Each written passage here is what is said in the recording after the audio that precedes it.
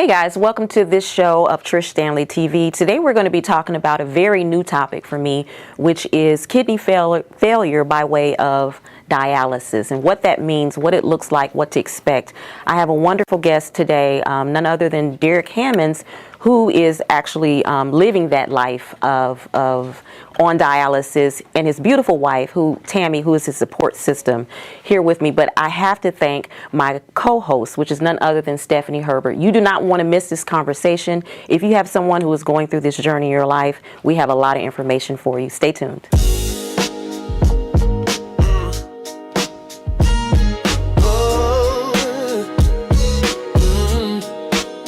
Trish Standley TV show.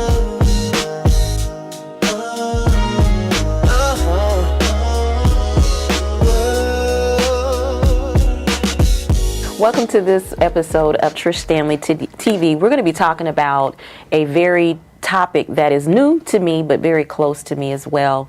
And in the sense of with my niece, this is a new battle for her with kidney failure. And so I wanted to come on and talk about this because it affects our community really a lot more than what we are discussing. And so to be able to help me and guide me through this conversation, since it's so new to me, is my co-host, Stephanie Herbert, who is got a lot of experience in this particular area. So thank you for coming on and co-hosting with me. I am so glad to be here. Yes, we're glad to have her. She's been on here several times, so she's a therapist as well. So we're going to tap into that particular area during this conversation because it's very important, I'm learning. But today my guest is none other than Derek and Tammy Hammond. Tammy has been on here before, will probably be on here again. But I wanted to welcome you guys on, and when I learned about the journey that you were going on, I was like, okay, please beg them to come on the show because, first of all, I love your spirit. I love you as a couple, and I know you're going to tell the truth, the whole truth, and nothing but the truth. And that's what our audience really wants to hear. But thank you for coming on Trish Standley TV. So, Derek, can you kind of give us an idea, tell us about your journey. How did you end up on dialysis? Okay, well, I'll give you the immediate when things actually change, and then I'll follow back up with previous that we also have a problem with. But in a nutshell, I had a change of professions, and went to CDL school. Did very well, finished second in my class, and the final physical you have to do when you finish is the nurse said that something's going on with your kidneys. You need to go to the doctor, and I had them look at it. So, but I also had to get some blood pressure medication because I was right there at borderline, and so you're gonna have to retest and everything like that. So I went to the doctor. And of course, I didn't say anything about my kidneys, but to show you how God is, right as I was about to leave, the doctor said, you know what, I'm going to run, a test on you. So they did that, and this was like on a Wednesday, and we had a family event in South Carolina for the weekend. So maybe it was probably on a Thursday. So my wife and I were driving up to South Carolina, and my phone started blowing up. And so I answered the phone, had it on speaker, and the person on the other line was like, whatever you're doing, you need to stop what you're doing. You need to get to the emergency room right now. And I'm like, what? Like, you need to get to the emergency room right now. Your kidneys are in bad shape. Now me, fine. I don't feel no issues, no problems, nothing. And so got off the phone. Like I said, we were halfway to South Carolina. So what I did is tried to call. Well, I called in South Carolina. We were with Kaiser at the time. And at the time, I don't know if they have them now, but they didn't have any Kaiser in South Carolina. So it went on about our weekend again. I never felt anything. So we came back on Monday. My wife took me, to the emergency room, And as soon as they did triage, I never came back out of there. You know, so that was the initial thing. The ignorance and the selfishness and what we don't like to do as men is, you know, take care of ourselves, go to the doctor and things like that. And one big ignorant thing that I never knew, that high blood pressure, I never knew anything that it could mess up the kidneys. What I did know is you can have a stroke and a heart attack. Crazy enough, those things I knew, and I still continue to do what I was doing because those things I knew, and if it happened, you know, that was just going to be what it was. But later find out that is what took me there.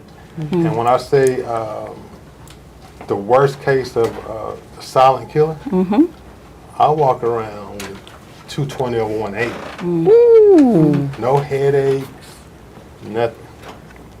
Am I lying, man? Yeah, I mean, for years, you know.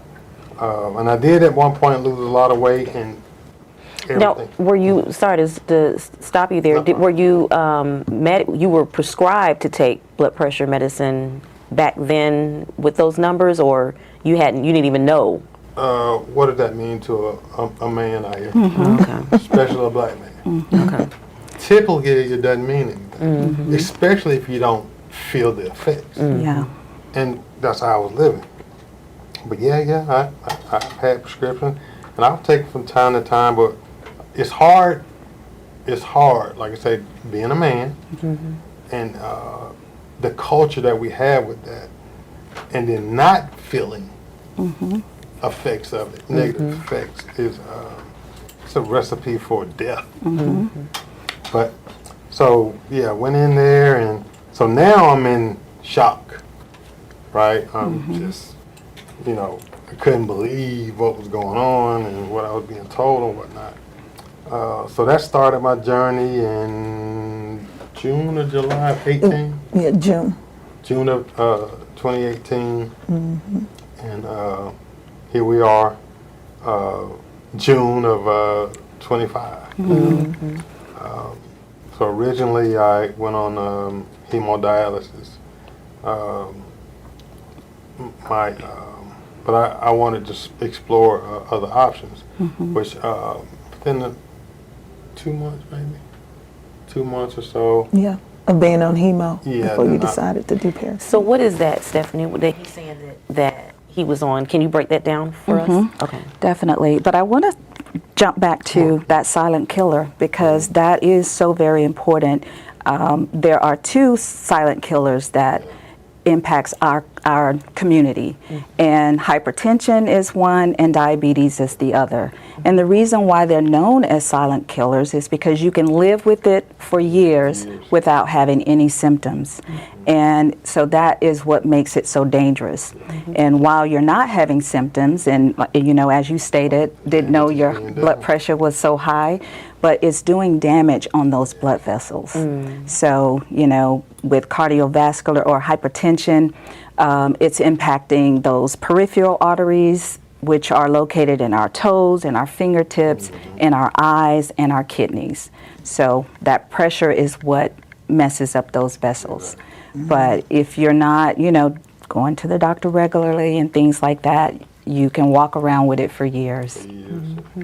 And so the type of treatments, once you are, you know, once they diagnose you with end-stage renal failure, basically means that your kidneys are no longer performing as they should to get rid of the waste in the body.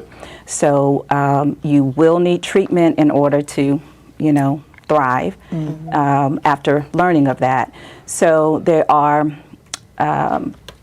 two types of treatments. You got hemodialysis, which is where you go into the facility 3 days a week, and basically what hemodialysis does is it does what the kidneys can't do. It filters the blood. So, you know, once you have that kidney failure, your kidneys are not able to get rid of the waste. It's not able to remove extra fluid. And, you know, those of us that don't have kidney issues, when you eat things, drink, after you eat or drink, the body is able to get rid of that through urination. So that's how it builds up in the body when your kidneys are not working. So hemodialysis is one. The other one is peritoneal dialysis. And the difference is peritoneal is more like the regular kidney. What they would do is insert a catheter in your peritoneal cavity, and you would actually do that therapy 7 days a week. You do it while you're sleeping. It's generally 8 hours a night, and it basically is naturally the waste is coming out while you're sleeping through that peritoneal process. Something like osmosis is how it works. And if I had to do dialysis, I would choose peritoneal simply because it's less, it doesn't impact the heart as much as hemodialysis. And that is because while you're doing hemodialysis, it's a much quicker process. Instead of doing it for 8 hours, you're doing it minimum of 3, maximum of 4 hours, 3 days a week. And you have to do that like clockwork because, you know, the whole process of hemodialysis, for example, only does what 10%, it does 10% of what the normal kidney does. And so is that, you said that's what you, is that what the Oh, yeah. Okay. That was his And preference. it allows you to have your lifestyle. Yes, you can travel. The only thing about the travel is the boxes. Yeah. That's the Yeah. only other thing, and then you have to do manuals. Or, depending on how long you're going to be, you could take your machine or whatever like that. But typically, when you're doing a vacation or something like that, you typically do the manuals. And those are, they take a lot of space and they're heavy. It's a job. So from the patient's perspective, because you're on, did you ever do the, I don't know, the Peritoneal. Oh, yeah. not the peritoneal, the Chemo. Yes, that one. Did you ever go through that process, and what does that, Yeah, you have the to day in the start- life, You have to start. you have to start there. Okay. It's no other. You can't start with peritoneal. Okay. You So have to be what trained and. what was the process like for you from the patient's perspective? How did you feel before treatments, after treatments? You know, maybe it hit you later in the day. What was the symptoms that you felt prior to going into Hemodialysis. hemo and after? Originally, it didn't affect me at all because it was new. Okay. And, you know, I still had my strength and everything. So the short amount of time I was on hemo, I didn't have what typically happens after, you know, hemo, where you're drained and it's a serious drain on your body. So you really can't, you know, do anything. I mean, it can last for hours, maybe even, you know, the rest of the night until you go to sleep and you wake up and you're fine. Because it takes a lot out of you. Yeah. And like Stephanie. like Stephanie said, that it's a quick, hard process. It's effective, but it's a strict, hard process. So your body has to, when it finishes, your body has to readjust and level itself out. But originally I didn't have those issues. Then when I got on peritoneal, that was amazing. I would suggest that to anybody that's that can do it, to do that. Like I said, because it definitely gives you your daily lifestyle, and you dialyze when you commit yourself to your room at night. And they have I had a 20-foot line to where, you know, I can be in the bed, get up, go to the restroom, and everything. So it was perfect. Like I said, the only inconvenience is when you travel, just the equipment that you have to take. But I would definitely, I would still be on it now. But I caught peritonitis twice. What is that? It's the worst thing in the world. I'll give it to you like this. Yeah. It's like a real mean cat inside your belly Really? with very sharp nails, trying to get out. Wow. And it doesn't get tired. Oh my gosh. Yeah. It's stronger and stronger and stronger. So. And I can speak to that just a little bit. So the key with peritoneal dialysis is the infection. It's easily, you can easily get infected. So what happens is you're trained on how to care for yourself, how to prepare for connecting yourself. But even with all the preparation in the world, doing all the things, having your sterile processes and washing your hands and doing all the things, it's still possible to get an infection. And so peritonitis is kind of what He happens. did really well for a long time. I only had it he twice. only had it twice, but The first time, I didn't know what it was. Okay. So it got really, really bad before I was like, because again, Yeah. I'm a male. Yeah. And we're going to try to fight whatever it is until we can't fight anymore. Right. And man, that is the absolute worst. And because you have no control and it only builds. I learned this. Whatever enters into your system that causes it, right? The multiplication rate for Astronomical. one little microscopic thing that you can't see. But the multiplication rate on that thing is by the thousands, by the minute. It, oh my God. then you having a flashback. So now, it's so for us that are novice, I don't know anything about the whole, going through dialysis, whether it's either format. So, and I do know that you are hooked up to the machine, but where is it hooking on your body at? Where is it? So going back to that silent killer and how you don't know what's going on, most people crash into the hospital. Yeah. Okay. So when they crash into the hospital, they know what's going on, so they're going to put a catheter in your chest. Okay. A catheter goes straight to your heart. It has 2 ports on it, venous and arterial. One is to pull the blood out of the body, the other is to return blood into the body. Oh, so you're draining your blood All from your you. blood goes to the Yes. system.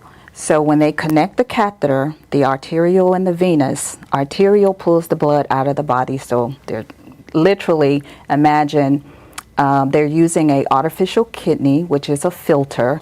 Your blood is going through the filter. The dirty blood goes in, the clean blood comes out and goes into your venous, the venous line. So you have to have that catheter, and it's recommended not to have it more than 90 days because it also can become easily Infection. infected. Yeah. And so once you they determine that you are now going to be on dialysis or hemodialysis, then they'll talk to you about putting an artificial port in your arm. There are 2 types. There's a venous and a graft. But basically it's putting those same lines, the arterial and the venous, under your skin. And then going forward, the way that you get treatment is by putting needles in rather than connecting it to a catheter.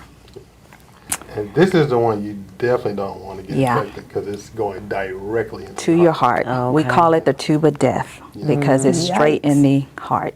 Yeah. And who's doing that? But you're going into the actual center to have that Yes. done. Okay. You Yes. don't do, like, I don't do anything. Yeah. But go. Yeah. Okay. Ooh, this is rough. So, it's rough in the sense that it's so much knowledge coming at me because it's new, and my niece tends to be very secretive and quiet, and so Sorry. I'm learning a lot. But go ahead. Everybody that gets this, and, especially to a certain amount of time, do the same thing. Okay. Because first off, you have to accept it. Yeah. Right. Because your whole life changes. Yeah. Your entire life changes. And how has your life changed during this process?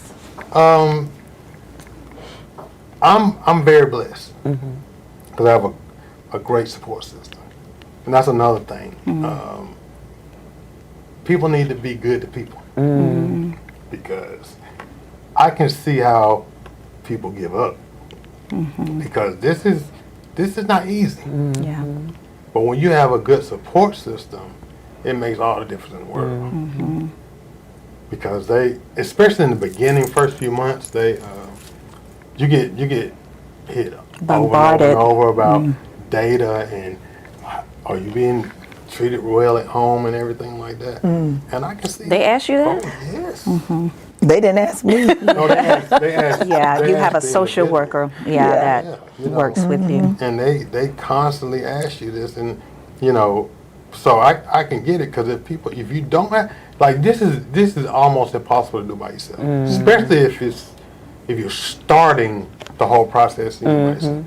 Oh, it's I can honestly see how people give up. Yeah. You know. And Stephanie was sharing with me, because I called her when I found out we've got the news from my niece. I called her, and one of the things that you said, that there is counselors in place. We didn't, as our family, didn't know that. So can you break that down and what that looks like? And then Tammy, I want you to speak on how that has been, or if it has been, a support for you and your family. So so the dialysis team consists of your RN, your nephrologist, your social worker, your dietitian, Okay. and the patient care techs. So that is the dialysis team. Okay. And everyone has an involvement. And so when you first start dialysis, you're going to meet with your dietitian and your social worker. The social worker is there to assess for any type of needs that you may have, resources that you may need, and then their job also continues to be checking on, they do a depression screening. You know, they check on your mental well-being throughout your time on dialysis.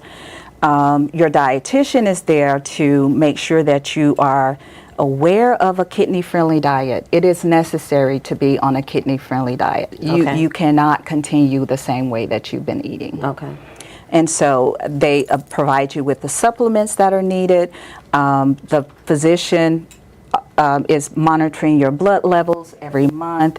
Oftentimes with dialysis, you may be low on potassium and calcium, high or low. So there may be supplements that they have to do with your dialysis treatment to bring those levels in order. Okay. And then they teach you how to maintain those levels by changing your diet, using a kidney-friendly diet, teaching you how to make things that you would normally make. For example, with potatoes, instead of having them like you normally would, you might have to soak them because you need to get all the starch out. Things like that. So they're really available and necessary. And that's really helpful, because they're not saying to take potatoes out. Now, you can't go to McDonald's, but it's not taking potatoes. That's my weakness, potatoes. It's not taking it out of your diet. They're teaching you how to modify it. Yeah. So Tammy, how has that helped, having that kind of support, helped you and your family?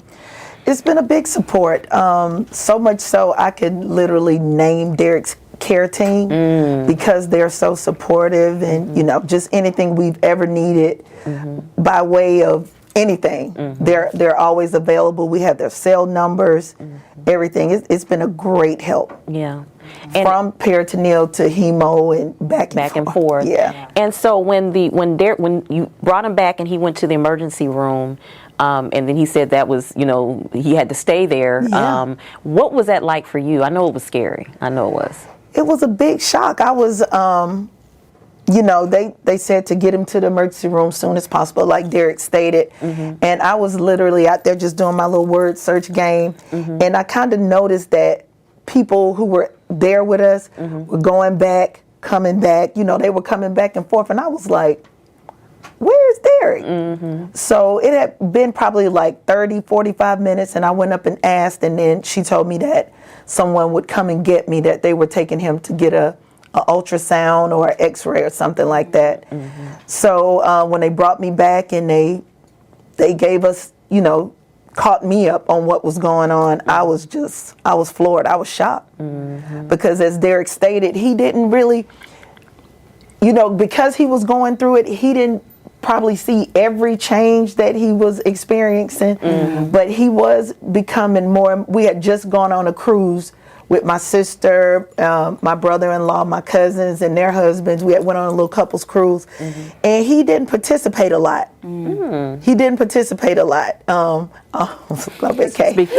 Before. Yeah, before we got back, and we had to take him to the emergency room. He stayed to himself a lot. He engaged us, but he didn't do a lot of things with us on the cruise. And I was like, well, what's going on? He was just like, I'm just not feeling good. I can't put my finger on it. So that would happen like on and off. Okay. Now, at the time when we were on the way to the family reunion, he was fine. But on the cruise, he had a few days where he just, he wasn't feeling good.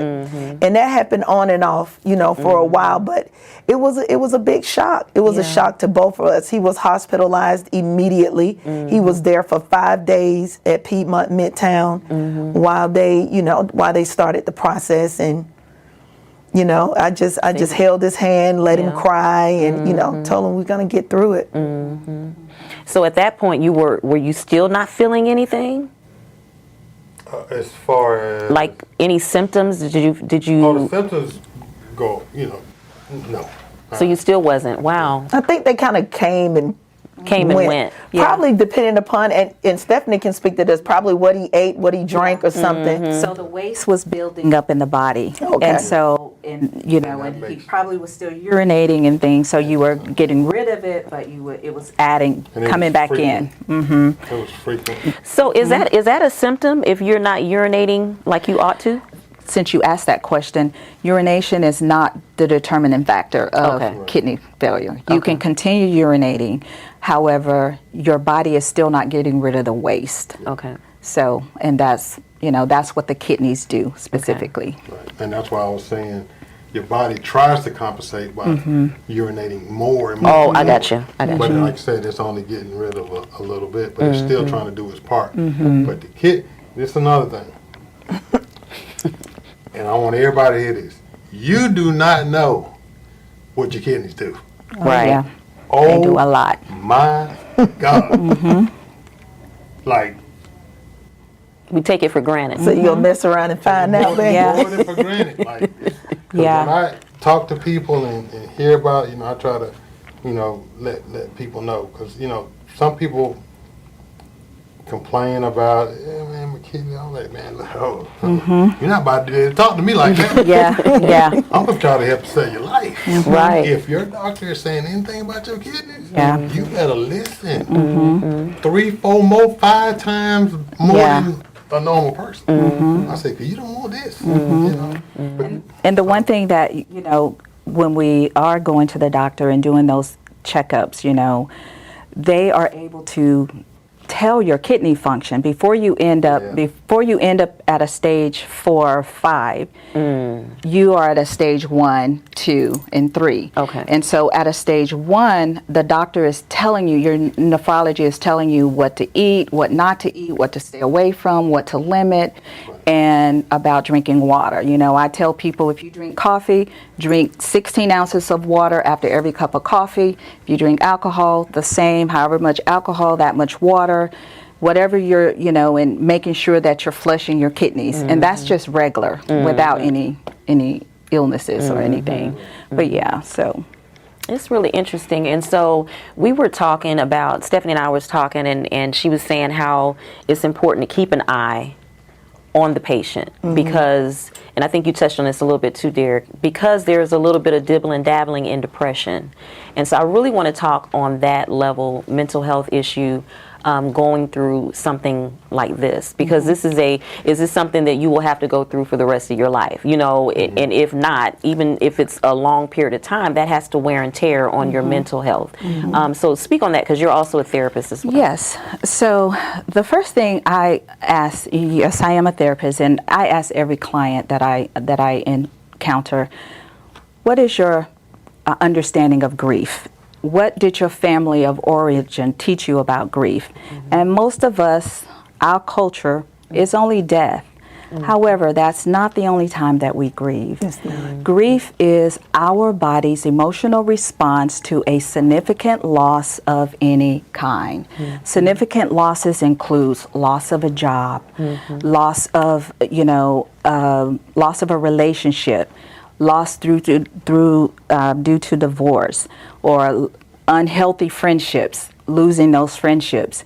And it's really over a lifespan, and we don't really think about that. You know, a child that grows up and goes to first and second grade and suddenly has to move and go to another school, that child is going to experience grief. And there are 5, and then again, I missed one, loss of all those things, including loss of your independence due to a chronic illness or disease, and then loss of a loved one. So your body is going to respond like it should from grief. And there are 5 stages of grief. Anger is secondary to sadness and frustration, but it is a protest emotion. It is saying, why? Why me? Why now? Why this? Denial is also a stage of grief, and it's not like denying it happened, but disbelief is a shock to the system. That, you know, disbelief that I'm going through this, that I'm dealing with this. And then bargaining is also a stage of grief. And we bargain with ourselves. We say things like, if I had done this, maybe that wouldn't have happened. Or if I was better at this, or if I, you know, you're bargaining with yourself. And then depression, a normal stage of grief. And again, depression looks like anger, irritability, short-tempered, periods of sadness. You may have crying spells, and you might do what I call one of the short-term energy-relieving behaviors. Smoking, drinking, gambling, eating, not eating, working. All of those things are energy-relieving behaviors, but it keeps us from feeling emotional pain. And the only way to heal emotional pain is to feel it.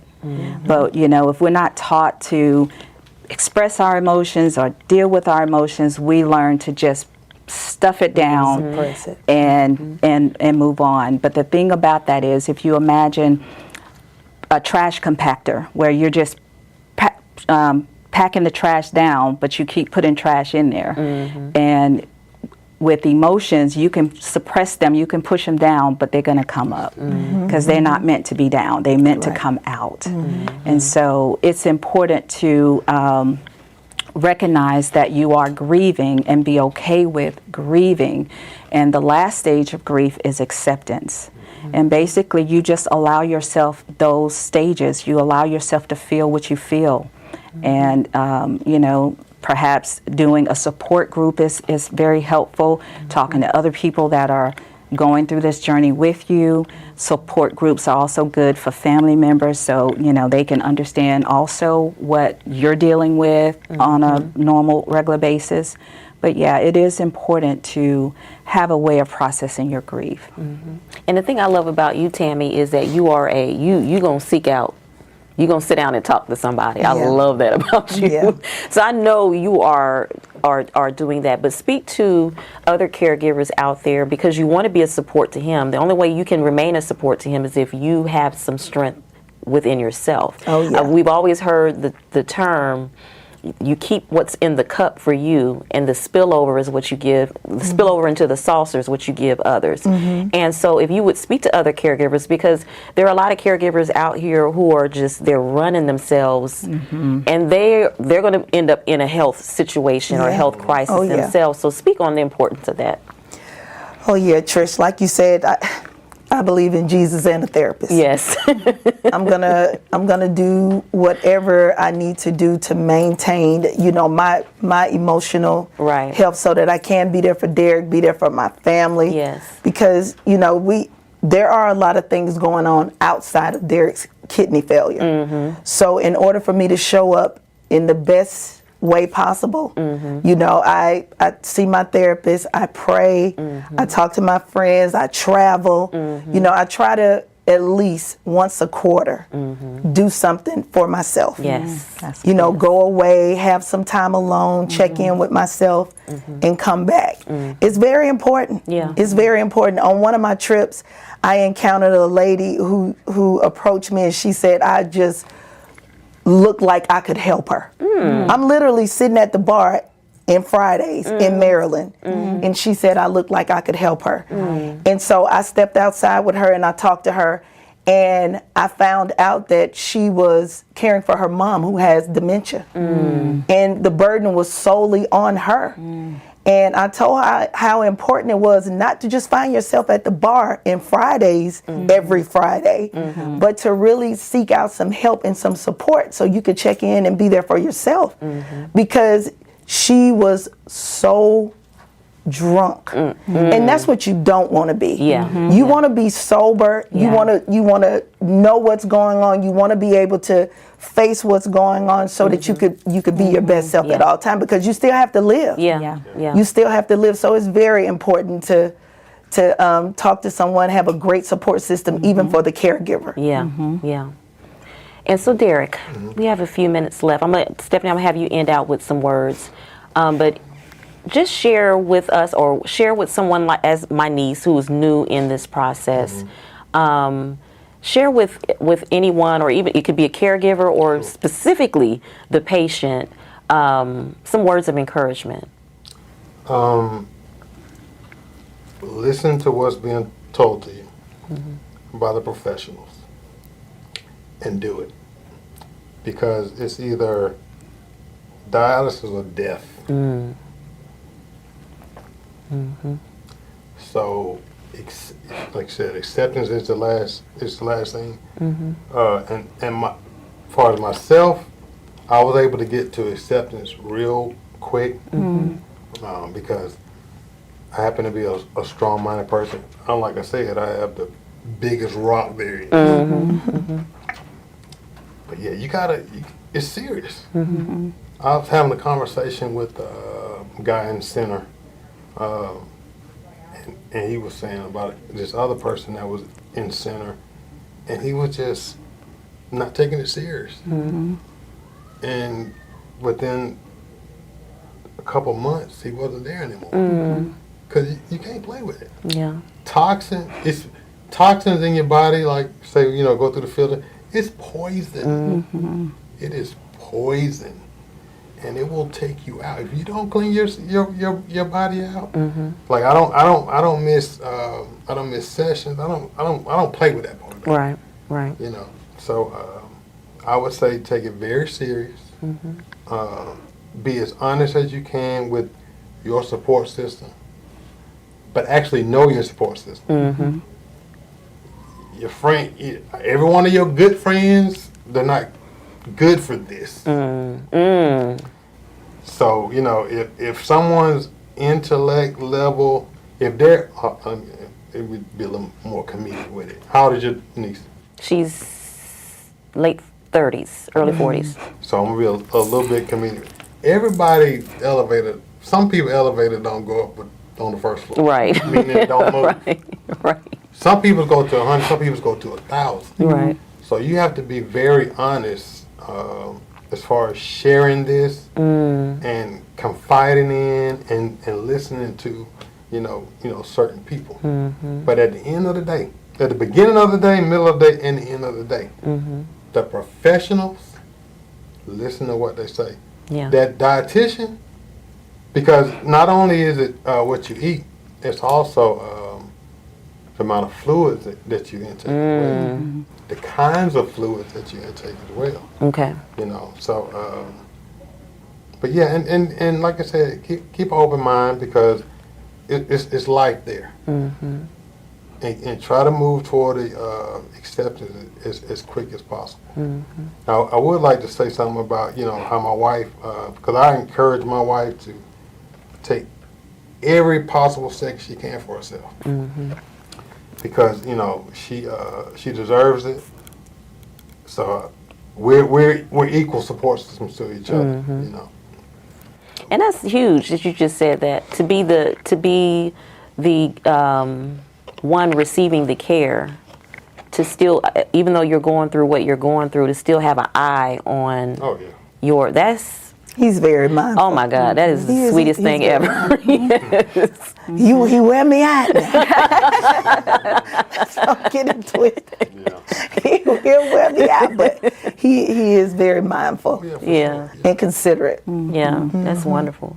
And so, Stephanie, just take us on out and just share whatever you feel led to share, especially on the importance of getting and making sure we maintain our mental health through this process? So definitely it is important, and I love what Derek is saying as well. Having that support system is very important. Listening to those professionals, you recognize that you have a team while you're on dialysis, and you really need to use those resources. Really, and another thing too is we have to stop lying to ourselves. The biggest reasons why we suffer is the lies we tell ourselves. And when you were sharing about, you know, maybe your niece saying, I don't need to change my diet, she's lying to herself. And so, it's easy to do that. And part of that is not ready to accept the illness, you know, just not there yet. But start with that, keeping your life as normal as possible, finding some new habits, maybe volunteering. These are things that can help the mental, you know, and just keeping open communication with those around you.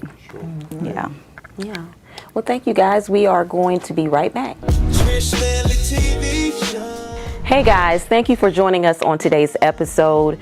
I learned so much, and I hope that you have as well. I would also like to thank my guest, Tammy and Derek Hammonds, as well as my co-host, Stephanie Herbert. If you are going through this journey in your life and you would like to share your story, feel free to DM me. Let's talk about it. If it's information that you would like to share with our audience, definitely, absolutely DM me. We are all in this together. As someone who has a loved one and going through this process, I want to be able to help her regain her power. And I think knowledge is the best way to regain your power. Guys, thank you for tuning in. And as I always sound off, it is love isn't love unless you give it away. Give some love away today. This is the place